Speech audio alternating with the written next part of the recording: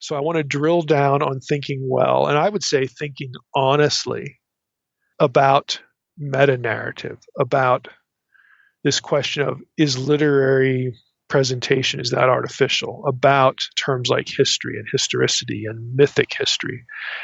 Again, I'll be bold enough to say, I think a lot of the critics who raise these questions, the people who sort of are hostile, I don't think they're being honest, because at the end of the day, you could take all of their questions and apply those questions to their own life story, and they would render themselves unhistorical.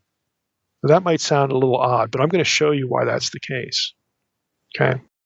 So let's start off here. The Dictionary of the Old Testament in the historical books says this. I think it's a good way to jump in here. The word history is Greek in origin.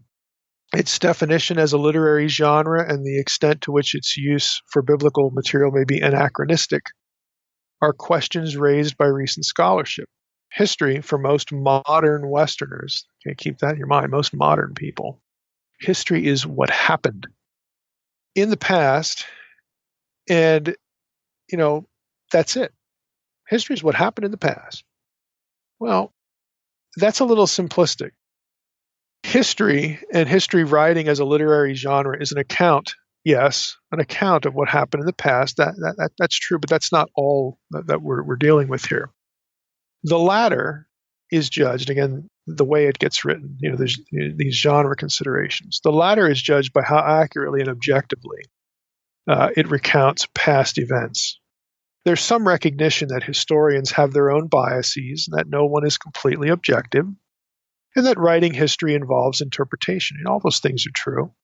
If pressed, most moderns probably will admit that it may be impossible to know for certain exactly what happened in the past. Nevertheless, telling exactly what happened remains the goal and the essential definition of the genre, history, as it is generally envisioned. That's the end of the quote. So for most modern people, if you ask them what history is, it's, that's what happened in the past. And they don't really think too much beyond that.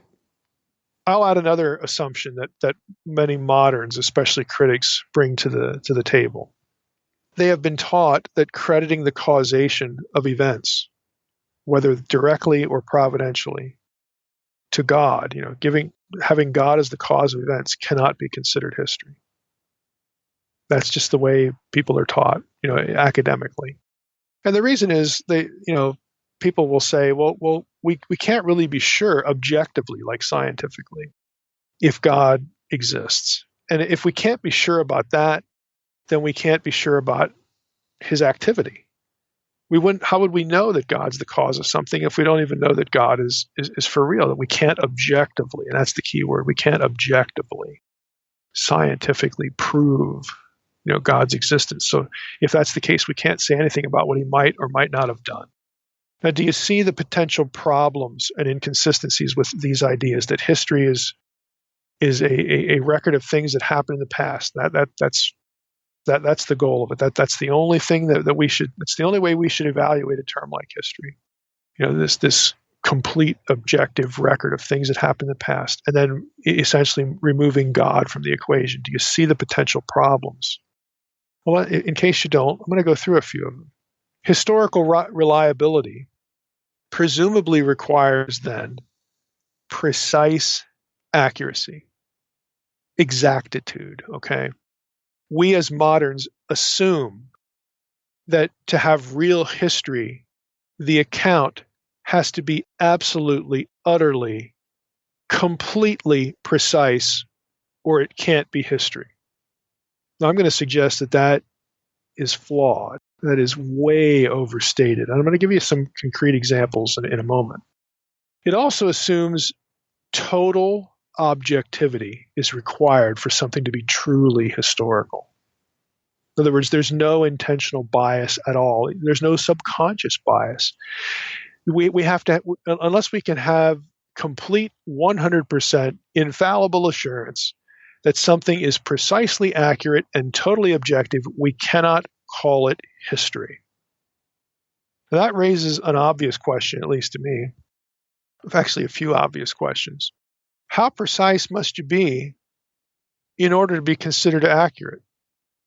Let's talk about sources. how many sources is enough? Because you'll have people that say, well, we can't really consider the Bible as a source for this event because we need another source to validate the first one. So if we only have a single source, we can't really see that as history. Well, there are some times when you get two or three sources and they're still not satisfied. If the Bible's one of them, they still don't count it. And so my question is, well, how many do we need before we actually take the Bible seriously as a source? How many is enough? How about conversations? Do conversations count as historical evidence? Let's say, in your own life, you have a conversation with somebody, your dad 10 years ago. You know it occurred. Nobody else was there. Now, if you were writing your own biography, your autobiography, is that to be excluded as a source because it can't be correlated? Like you just wipe that off the table like it never happened when you know that it did? Well, if you're going to be completely, that might be bias in there because it was you and your dad, we can't really consider that now because are you really objective? And boy, we wish we had more sources, and then we could correlate that with other sources and determine precise accuracy. Can you see where I'm going here? How about memories? Memories can be accurate even if nobody else was in the room. They really can. I mean, they can be flawed, obviously. It can work both ways. But to rule them out because nobody else was there, is that reasonable? Really, is that reasonable? Since an event and the interpretation of the event are two different things, can the event be made known reliably? If we know about your biases, that's another question. Is reliability made impossible or unlikely if we know about an author's bias? Put another way, does partial information about an event mean that what is said about the event is untrue? How exhaustive and inclusive and objective must the report be to be considered precise and unbiased? Now, when I was at the Frequency Conference, I used a book as an example. And here's the title of the book.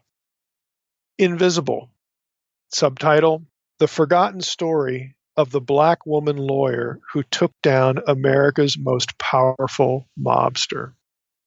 And I picked this book because I was speaking to an overwhelmingly African-American audience. And I used this book to grab their attention because the book is about a very obscure Black woman lawyer at the Lucky Luciano trial.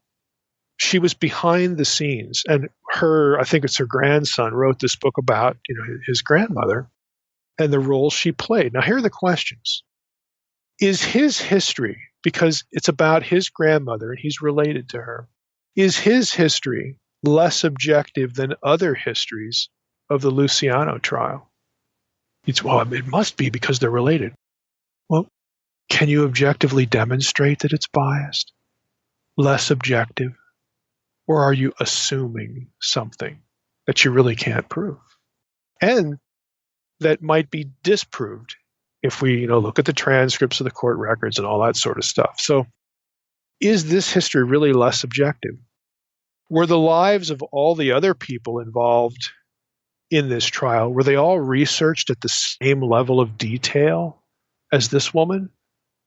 Oh, well, to be objective history, he should have written books on all the lawyers that were involved, because then we could rule out bias, and then we could cross-check information.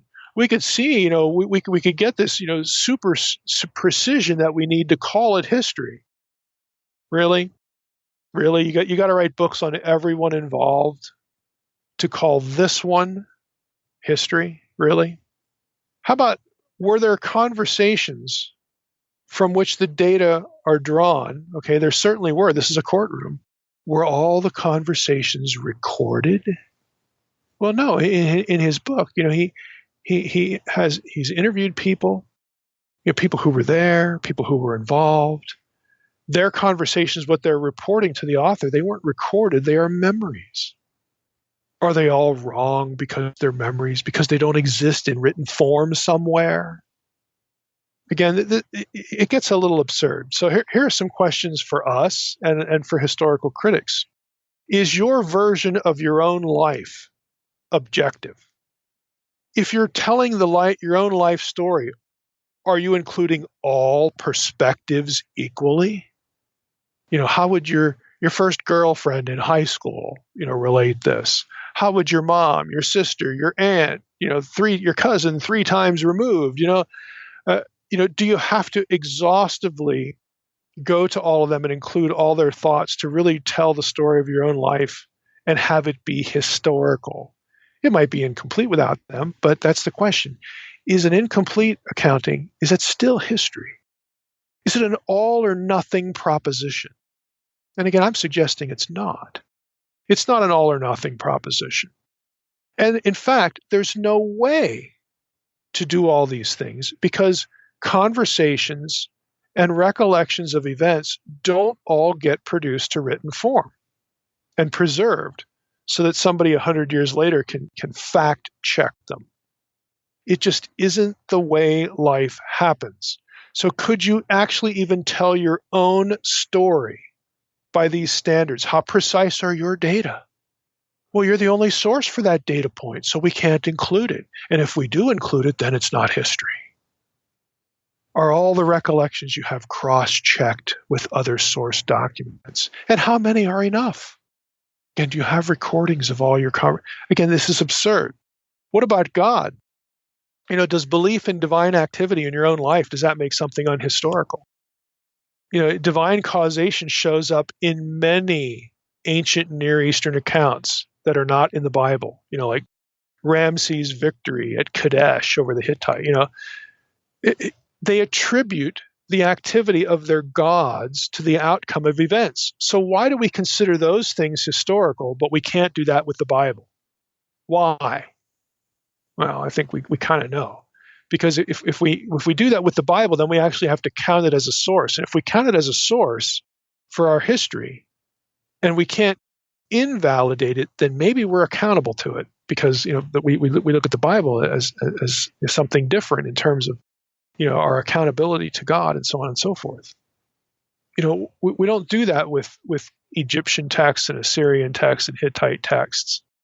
But then we use a false test, divine activity in the story, to rule out the Bible when we're just fine accepting it on the other side. That's inconsistent.